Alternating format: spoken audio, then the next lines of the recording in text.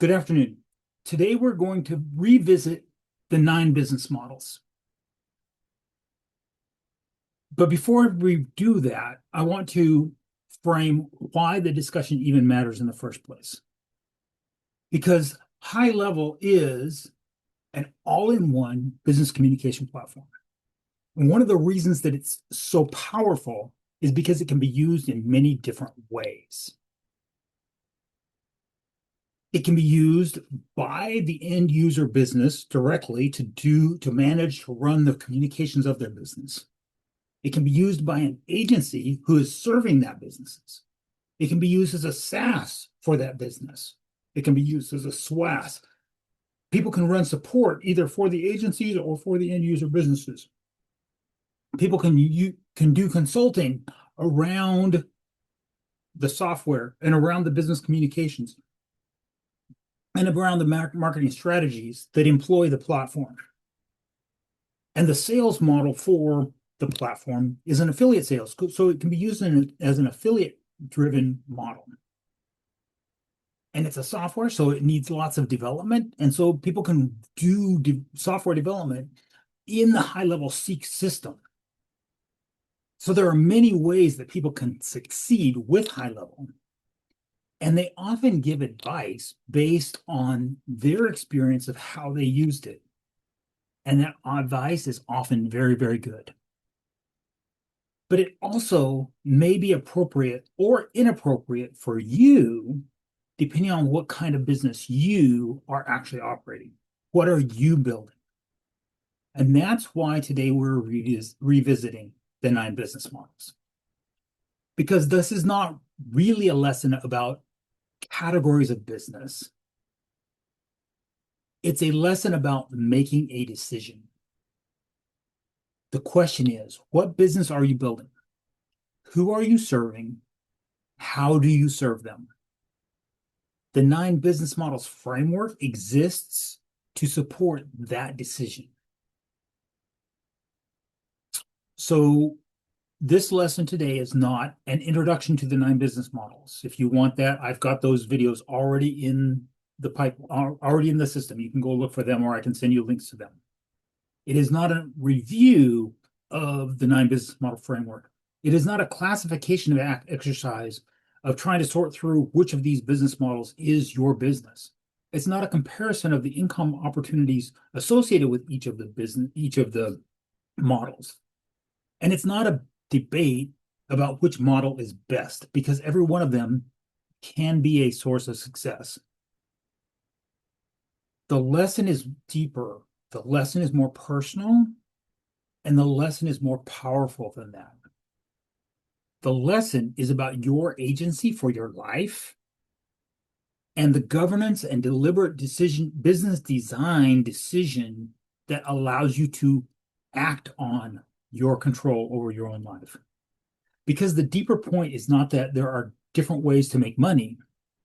The deeper point is that there are different ways to structure responsibility, different ways to distribute authority, different ways to shape customer expectations, different ways to absorb and manage risk, different ways to generate leverage. And that is why the thesis for today is the business models are governance environments, not income categories.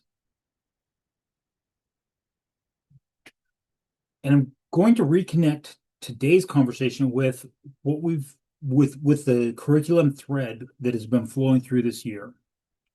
Before we go any further, I want to reconnect this lesson to the journey that we are on, because this lesson didn't come out of nowhere. We started the year talking about leadership without authority and without position. Then we talked about agency and authority and access and structuring the business and stability of the business before scaling. Then we talked about the business model recognition, which is where we're circling back around to today. And we talked about pricing, and we talked about customer experience. Underlying all of this, we continue to talk about trust and then we specifically led into how trust builds reputation and sustainable systems. And recently we circled back around to the topic of sales funnels. But now we're going to revisit the 9 business models. Because the point is, in other words, we have been looking at the exact same problem. All of those are different ways, different angles to see the same problem. Underneath all of this discussion for the last 6 months has been the same family of questions. What business are you building? Who are you serving? How do you serve them? And what kind of system is governing those decisions?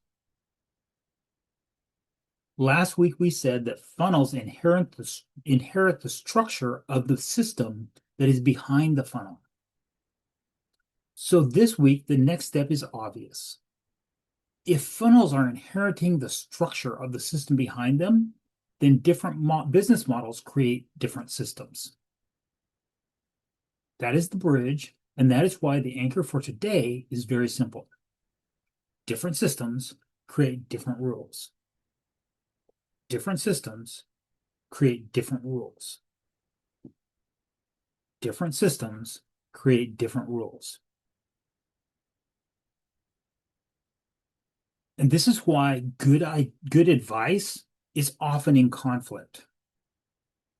So we're going to start with something that most people in this space have experienced in one form or fashion. They hear one expert that says, build a SaaS, and another says, build a SWAS.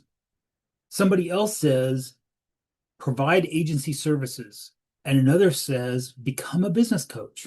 Another says, develop software. Another says, don't do all of that work, offload all of that to the platform, offload that to high level. You just be an affiliate. And yet another is saying, don't leave someone to flounder, provide support, provide implementation, handhold. And if you're like me, after a while, it starts to sound like everyone who is successful is giving contradicting advice from what everyone else is saying. And you're in the middle going, I don't know who to believe.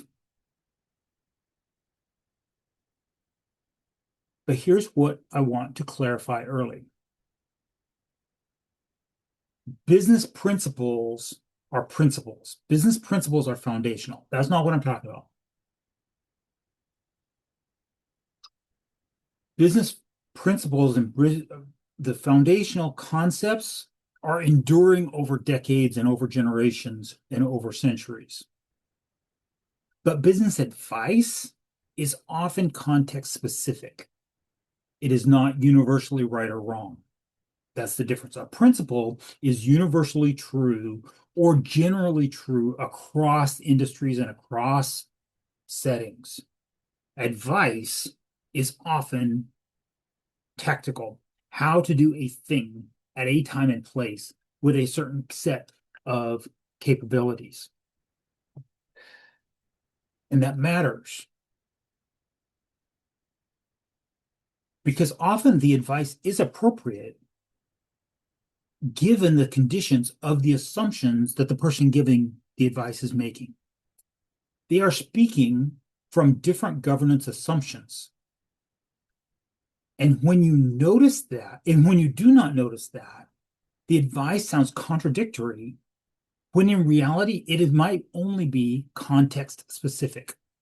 Once you understand that the advice is context specific, a lot of what seemed to be conflicting advice just becomes a window to allow you to see the business model and the assumptions behind the suggestion. And that is a stronger use of the advice. Not questioning who is right, but what kind of business does this advice assume?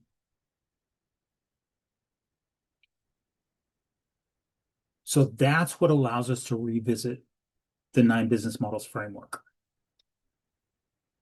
And I want to say this carefully because it matters for the integrity of the lesson. There are actually not 9 business models. There are 10.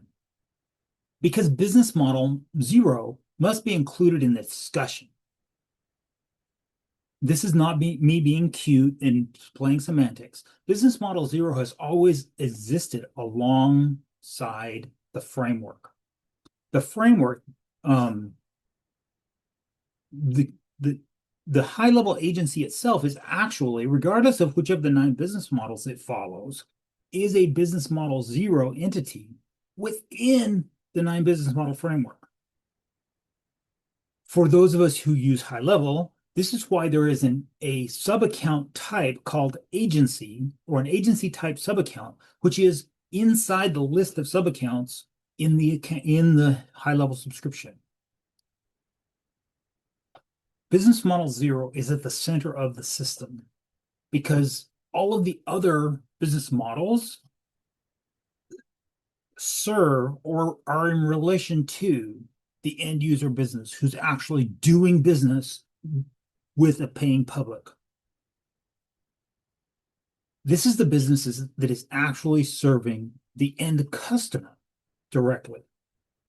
Business model 0 is the business that's cutting hair, cleaning teeth, fixing roofs, preparing taxes, serving meals, coaching clients, providing legal advice, running the nonprofit, doing whatever public's good the nonprofit serves, delivering an actual product or an actual service to the end user, to the purchaser, to the buyer. Everything else in the high-level ecosphere exists because business model 0 exists. High level is a software platform that helps business model 0 businesses, entities, because we include not-for-profit businesses, do their thing. It's a set of tools that enable, just checking my notes, checking check-ins. It's a set of tools that enable those companies or those entities to be more efficient.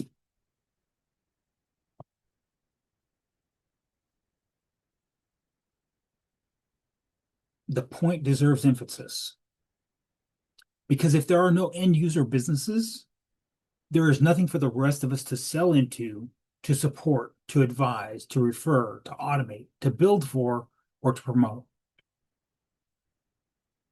So the 9 business models are the pure affiliate, the value-added affiliate, software as a service, SaaS, software with a service, SWAS, the marketing partner, the marketing agency, the advisor, coach, consultant, the supporter, technical support, implementer, the certified admin, and the developer. That's 1, 2, 3, 4, 5, 6, 7, 8, and 9. But they revolve around and exist to support business model 0, the end user company. And I want to restate the purpose of the framework. The framework does not tell you what to build. It does not tell you what niche is most profitable. It does not tell you what opportunity is hottest. It does not tell you which lane is best. What it does is help you recognize the factors that are already governing the business that you're building.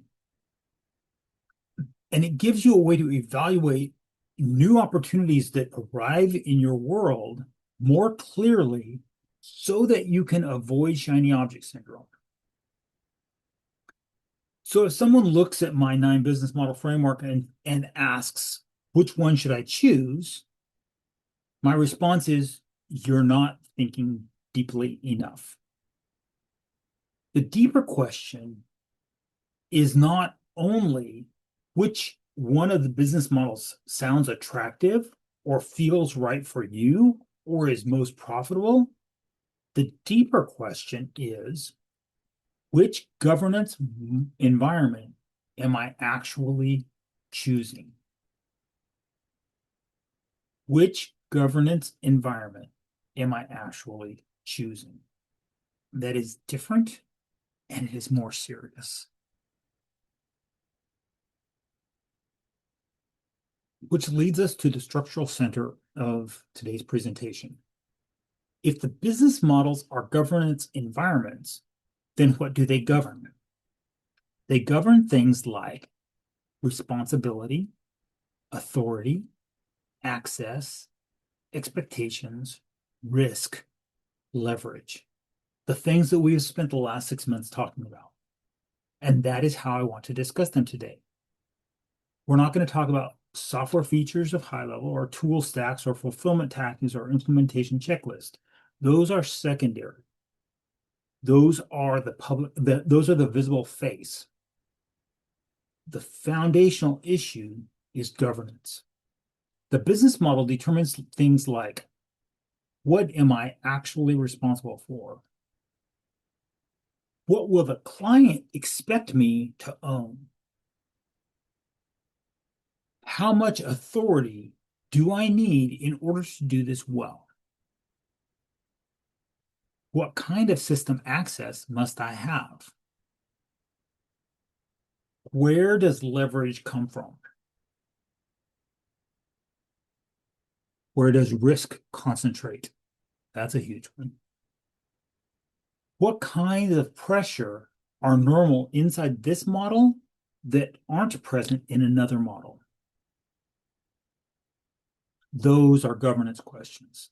And if you ignore them, the business will still produce income for a while.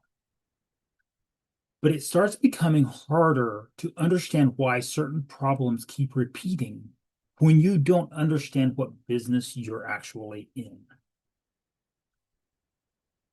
For example, the pure affiliate model may have relatively low delivery responsibility,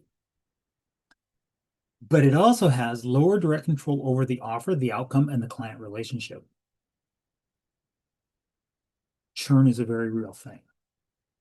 A SaaS model can create leverage through recurring subscriptions and low-touch delivery, but that also changes what authority, support, onboarding, and expectation must look like.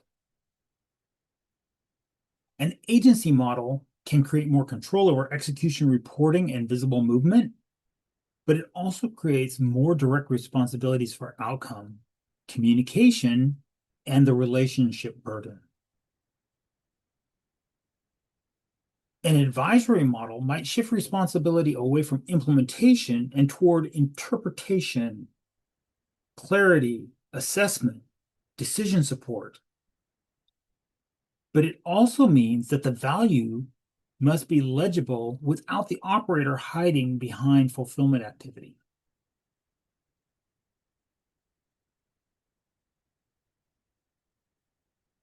And a support model can reduce strategic ownership, but it increases the need for technical responsibility while often depending on someone else's governing structure. Access becomes a critical constraint. These are the kinds of issues I mean when I say governance environment. Different business models create different operating rule sets, not simply different income streams. So we're going to make this concrete with a couple of simple comparisons.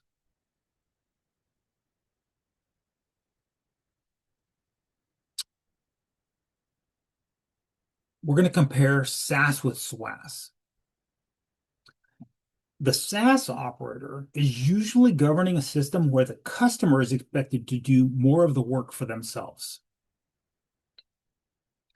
That changes the expectations, the support burden, the authority boundaries, and how success is measured. On the other hand, the SWAS operator is introducing more service into the equation. And that means the client expects more guidance, more interpretation, more help bridging the gap between access to the platform and the outcome produced by the platform. So even if the software snapshot is exactly the same, the governance environment is different. And that means the business rules are different. Or compare an agency model with an advisory model. An agency is expected to own responsibility for execution, reporting, movement, progress, follow through. The advisor is expected to own interpretation, clarity, assessment, diagnosis, decision support. They are not the same. It may require the same level of strategic analysis, but the product, the outcome is significantly different. The client of an agency is going to expect initiative, implementation, follow through, reporting, progress. The client of an advisor is expecting thinking, assessment, diagnosis, structure, judgment, strategy, recommendations. And both of those are valuable, but they are governed differently. And where it becomes a conflict is when the client thinks they hired an agency and the offer is only advisory, or the client thought they hired an advisor and the provider is ready and able and willing to do agency work that ends up in conflict with what's already happening inside the business. They're both valuable, but they're governed differently. Or let's compare a support agency or support operator with a marketing agency. The support entity is not automatically governing the same environment as the agency. The support role is typically narrower, it's more technical, it's less interpretive, it's more reactive, and it's more bounded. It's make the system work. The agency role often implies strategic expectations, ownership of the customer journey on behalf of the business, more burden for the outcome. And if you're in an agency role, there's perceived responsibility whether you want it or not. The risk comes when someone who thinks they're providing support role has expectations coming from the client of an agency role. The difference matters because when people drift from support into agency without recognizing it, they don't also recognize that the relationship rules have just changed. And then they wonder why the external pressures have been ramped up. The types of pressures have changed as well. And that is the point. Different systems create different rules. So we're going to talk about where instability most often appears inside these systems. And I alluded to it just a moment ago, but it's not usually inside the model when that model is consciously chosen and clearly governed, or when the model is created by choosing to follow the advice of one particular advisor to the exclusion of advice coming from other people. When someone isn't deliberately governing themselves like that way, either by choosing a model or by following a particular set of advice and ignoring other advice, what often starts happening is instability shows up when the seams between the different business models blur. So what do I mean by seams? They're the places where one model begins behaving like the other. It's the shift from affiliate offering the software subscription to SaaS. I'm going to not just give you a snapshot to you load into your software. I'm actually going to subscribe you to my software. Or it's the gap between SaaS, here's my software with my snapshot, to SWAS, here's how we use the snapshot. It's not you use the snapshot, it's we use the snapshot. And when the seam happens, when the provider intended the customer, the client, to use the software, and the client is expecting the agency to act on their behalf. The SWAS to agency blur that happens that turns a SWAS agency into a Model 5 marketing partner or a Model 6 marketing agency. Or the seam between support and agency. The supporting entity is doing tech support. The agency is doing marketing activities. And often the clients expect the other one. And these seams are important because the opportunity on the other side often looks perfectly reasonable.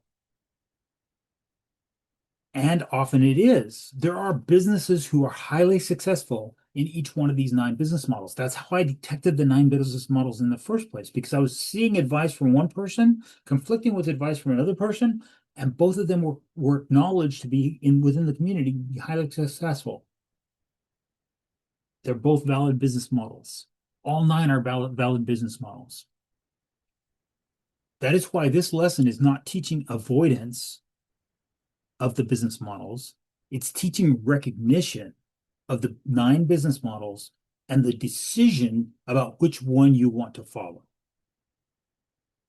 Or, and we talked about this in one of the earlier lessons this year, if you do choose to have an upsell downsell offer on the seam, that you know deliberately which risks you are assuming when you cross the seam.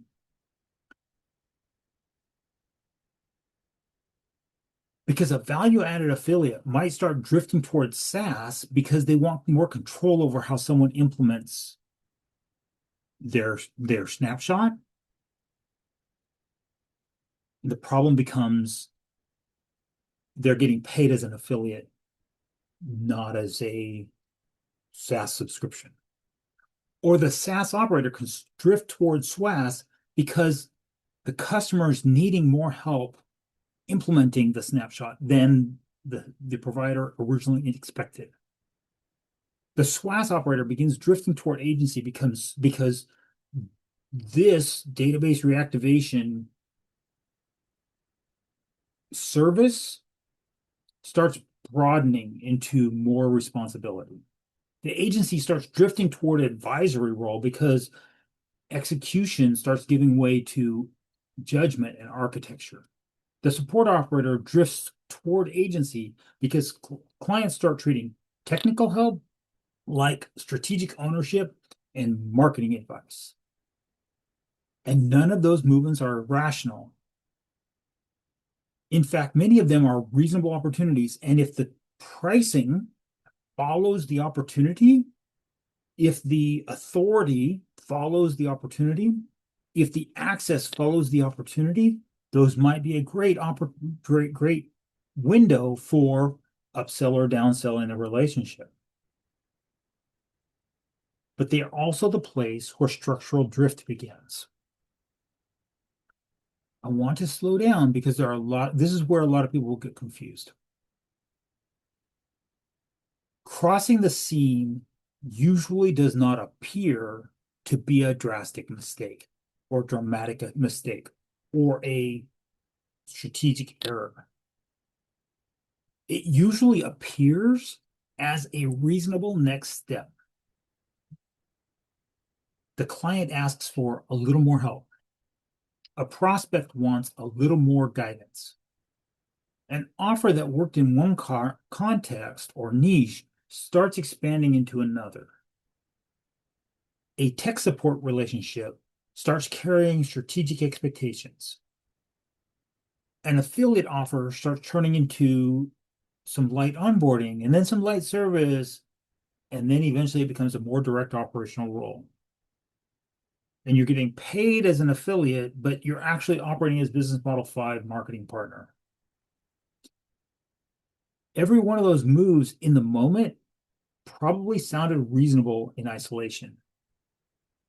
That's what makes the seams dangerous, because crossing them is not foolish.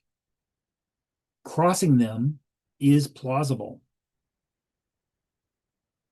The instability does not begin with a reckless decision. It begins with a reasonable accommodation of a client request that changes the governing rules without associated changes in agency authority and access. And if the operator does not stop and recognize that change clearly, then this subtle thing starts happening. They continue pricing, communicating, promising, or servicing as though they are still inside the original offer. But the client, the opportunity, the market is judging them by the rules of the new business model.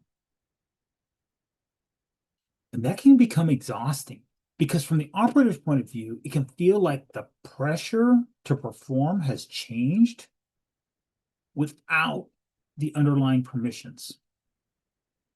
It can feel like clients suddenly are expecting more. The work somehow got heavier. The boundaries got fuzzier.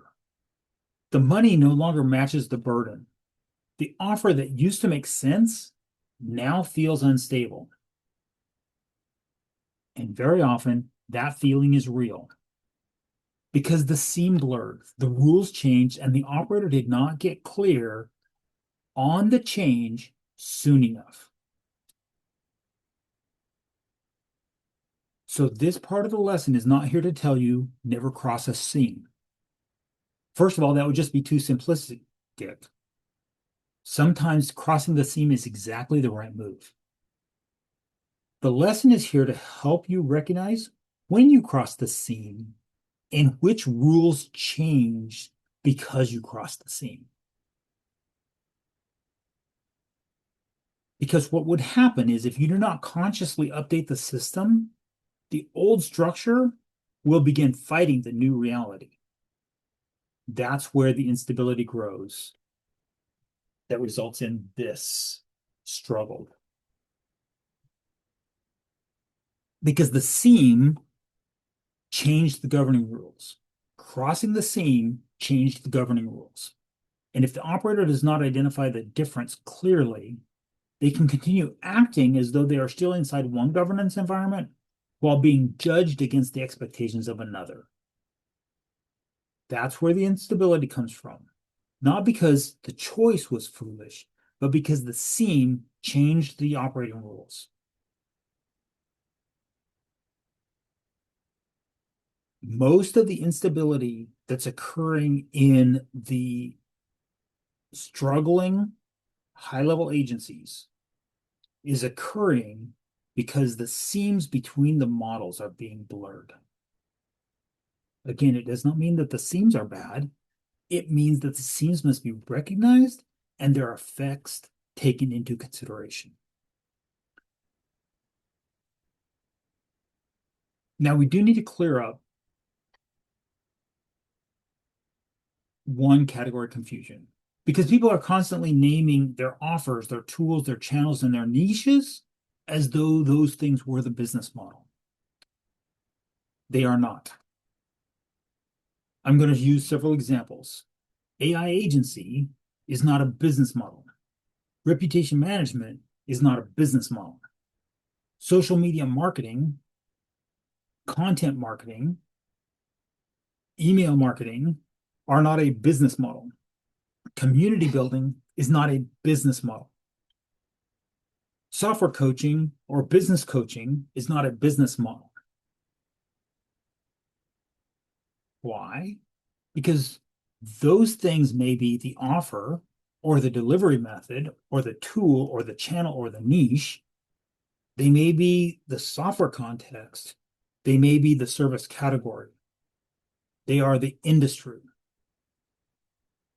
But the 9 business model framework is describing something else. The 9 business model framework is describing the economic structure. It describes governance. It describes what factors govern responsibility in your operation. So if someone says, I run an AI agency The next useful question is, okay, but under what governance model? Are you acting as a marketing agency or a support provider? Are you a SaaS seller or a SWAS operator? Are you an advisor or are you a developer? Because your target audience, going back to the 9-point marketing plan, your target audience and your offer are different for all 6 of those. Because I run an AI agency does not answer the governance question. That's why this section matters. It prevents you from chasing the latest tool trend as though it were a governing structure. And it helps to serve as a guide to select what rules you want governing your business. The framework is not here to describe fashion or trends or hacks. It's here to describe the factors that govern responsibility. And to make the idea more concrete,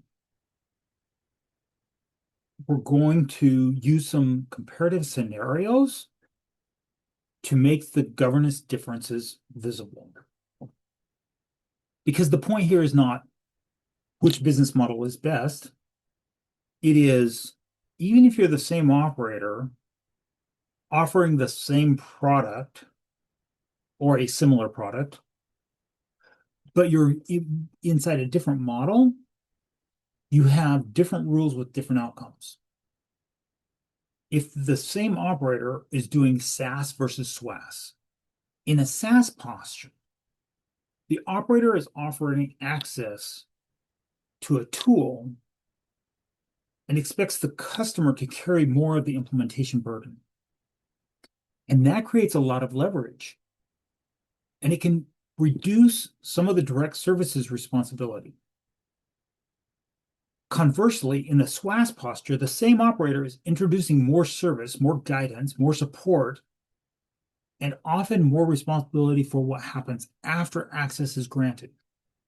It's the same operator, it's the same platform, it's the same snapshot, but it's different rules with different customer expectations, which results in different pressures and different leverages. Or imagine an operator who's operating as an agency versus an advisor. The agency version of the operator is judged by execution, initiative, outcomes, follow through. The advisor version is judged by clarity, interpretation, diagnosis, decision support. It's the same human being with the same knowledge base, with the same experience, but the governance environment is different. The pressure requirement is different. The customer expectation is different. And there's a different liability for what the client thinks was purchased.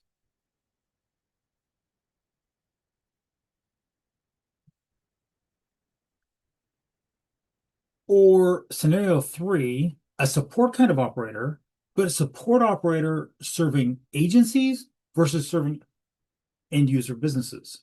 So a support operator serving SaaS or SWAS, business model 2 or 3, or a support agency serving agencies 5 or 6, or a support agency serving business model 0. A support agency can position itself to serve other high-level agencies, or it can position itself to serve the end user companies directly. These are not the same thing. If the support agency serves other agencies, then there is a layer of governance between the support operator and the end user business model 0. And that changes expectations, communication channels, authority boundaries, economic stability, client relationship pressure. It actually provides some insulation for the support provider because they have fewer client relationships, even when they have a larger customer base that they're serving.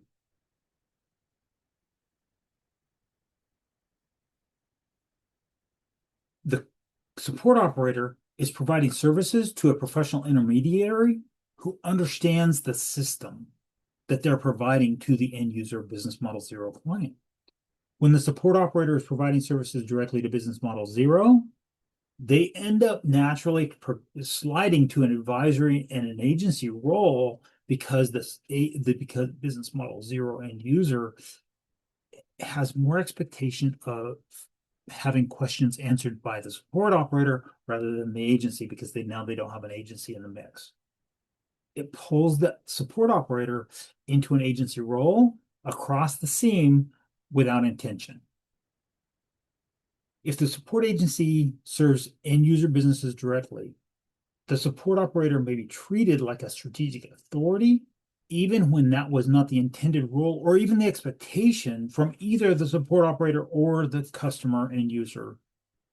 The client might not distinguish between technical implementation and system support versus strategic ownership and agency responsibility.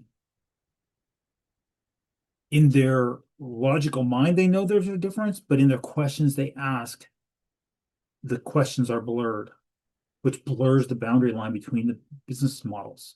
And that changes the rules. It's the same support skill set, but that difference in positioning results in different economic stability implications and a different burden on the operator. Or let's imagine the scenario where someone begins as an affiliate, but they drift toward SaaS or SWAS. This scenario shows very clearly how the seams work. The person begins as a pure affiliate, and then they realize people don't just want to buy a subscription to high level. So they say, I'm going to be a value-added affiliate. So they offer a snapshot that goes with the software that says, this is the thing you'll get if you use my software, my high-level subscription. But then they begin packaging access or subsequent support, or the person says, okay, but I need some onboarding, I need some training on how to use the snapshot. And now they're no longer being governed only by affiliate rules. The seam has changed the environment. Suddenly they're acting as a SaaS or SWAS, even though their only offer was a value-added affiliate. And if they do not recognize that distinction clearly, they may still think like an affiliate while being judged by their customer like a SaaS or SWAS operator.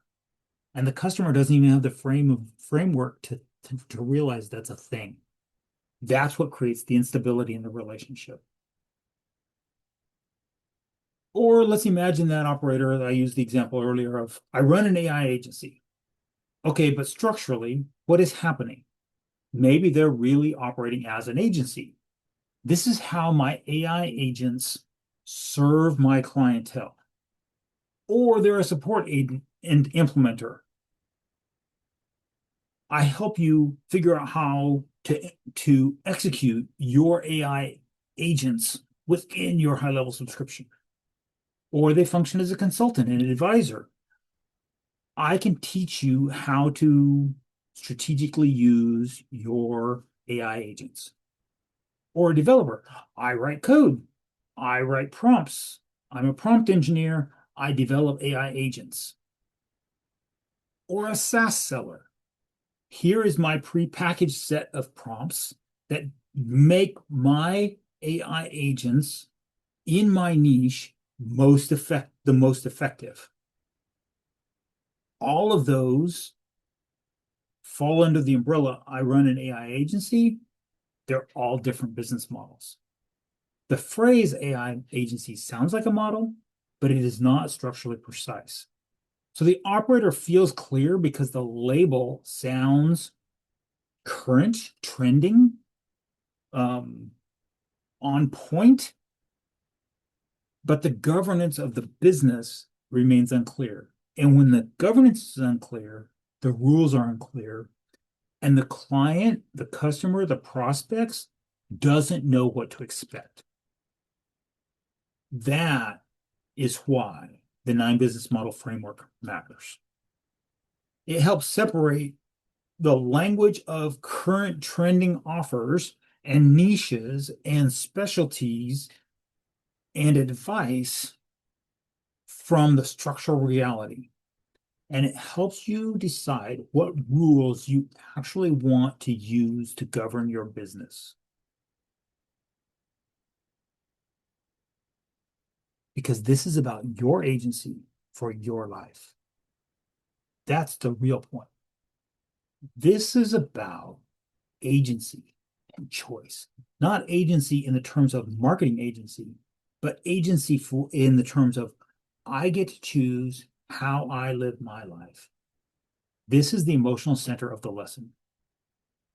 The different systems create different rules. And if that is true, that's my thesis. Different systems create different rules. But if it's true, then the next conclusion matters immensely. The business models are not identities. The business models are choices. If different systems create different rules, and I think I've made the case that they do, then it is also true that the business models are not your identity. They are a reflection of your choice. And this matters because many people become trapped by the labels. They start acting as though the business model or the offer is a personal identity claim. They say things like, I'm a coach, I'm an agency, I'm a SaaS founder, I'm a consultant, I'm a developer.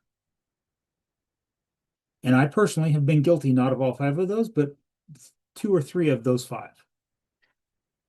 But the framework is not asking who you are as a human being. It is asking, what kind of governance environment are you choosing? That is different, and it is much more powerful, and is much more useful. You are allowed to choose the environment that governs your business. That is the point. Not choose the best one. Not choose the one that everyone else says wins. Not choose the one that has the most hype. Not choose the one that's trending this quarter. But choose consciously. Choose for yourself. Practice agency over your own life.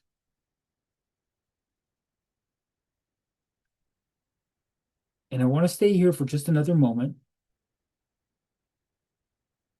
I think there are a lot of people who do not feel like they're choosing. They feel like they don't have a choice. They feel like they are stuck or financially constrained, that they have to go do a thing. They have to get a result now, quickly. They feel the reaction mode. They're reacting to bills. They're reacting to client requests. They're reacting to the trends. They're reacting to whatever seems to be working for someone else. They're reacting to the pressure to make something work quickly. And when you start living inside reaction long enough, it starts to feel normal. It starts to feel like the business model was something you discovered after the fact rather than something you chose deliberately. But that is exactly why today's lesson matters. Because different business models are not just different ways to earn money, they are different ways of being governed, different ways of being pressured that you get to control, you get to choose. Pressure is going to come from the outside, but you get to choose which pressures you accept and which ones you wall off. You get to choose different ways of what you're of being different ways of being expected to serve. You get to choose the way that people the expectation that people have of you. You get to choose the risks that you are carrying. You get to choose the responsibility that you are carrying.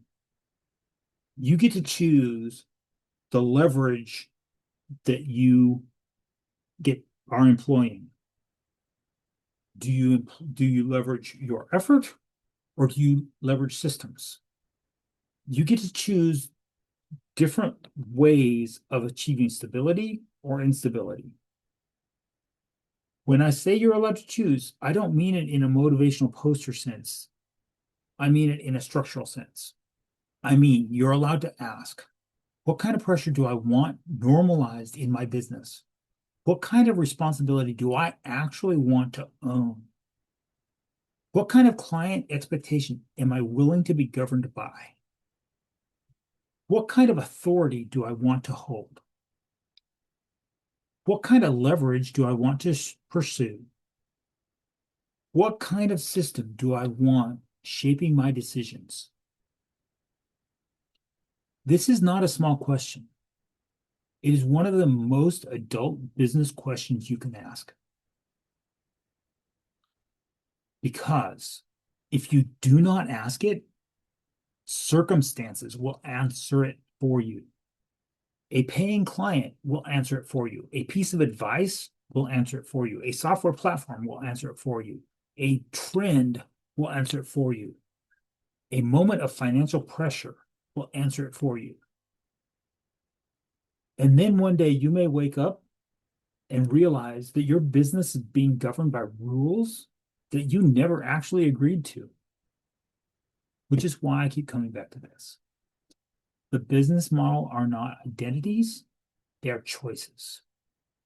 And becoming conscious of the choice is part of reclaiming agency over the business that you're building.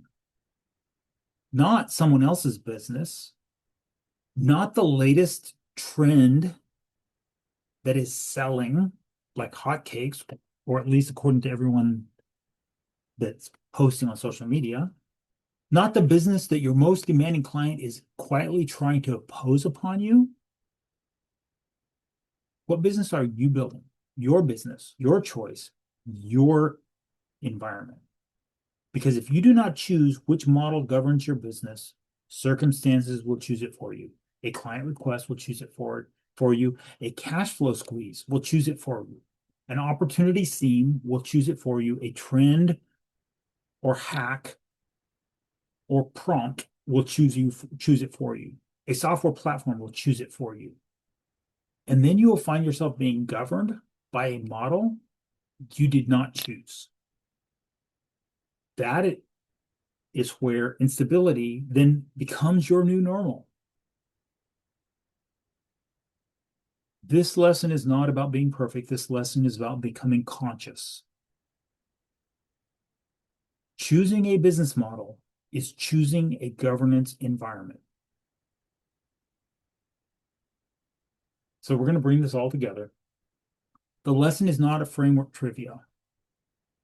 The lesson is not model ranking one through 9 or 6 is better than 4.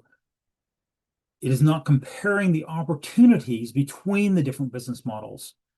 Why you should choose 3 versus 7. Why you should choose 2 versus 8. It is not an income projection. This is the one that is the most profitable. This is the niche for the model that is the most profitable. It's not tool training. It's none of that. It's recognition. The 9 business model framework does not tell you what to build. It does not tell you what niche is hottest. It does not tell you what opportunity pays the most. It does not tell you what label sounds impressive. It helps you recognize what factors are already governing the business that you are building. That is why the framework matters. Because once you see that the governing structure more clearly, you can start making deliberate choices. You can take agency for your life. You can evaluate the opportunities calmly. You can avoid shiny object syndrome more easily. You can hear the advice without immediately assuming that it is either universally right or universally wrong. You can begin asking, what kind of business does this advice assume? What kind of responsibility does this model create? What kind of authority does it require? What kind of pressure does it normalize? What kind of leverage does it make possible? And most importantly, is that actually the environment that I want governing my life? That's the deeper value of this frame. Not classification, recognition. Not identity, choice. Not hype, governance. And I do want to return to the human's point at the center of the lesson. You are allowed to choose. You are allowed to choose which rules govern your work. You are allowed to choose the environment that best aligns with what you are trying to build, how you want to serve, who you want to serve, what level of responsibility toward them that you actually want to own, and what kind of system you want shaping your decisions. That is not a small thing. That is agency. And I hope that this framework does not narrow your thinking. I hope it clarifies your thinking. I hope it helps you hear business advice with more precision. I hope it helps you evaluate opportunities with less confusion. I hope it helps you recognize when you're drifting across a seam. I hope it helps you choose more deliberately instead of being governed by momentum, pressure, or imitation. Because clarity does not remove difficulty, but it does reduce avoidable confusion.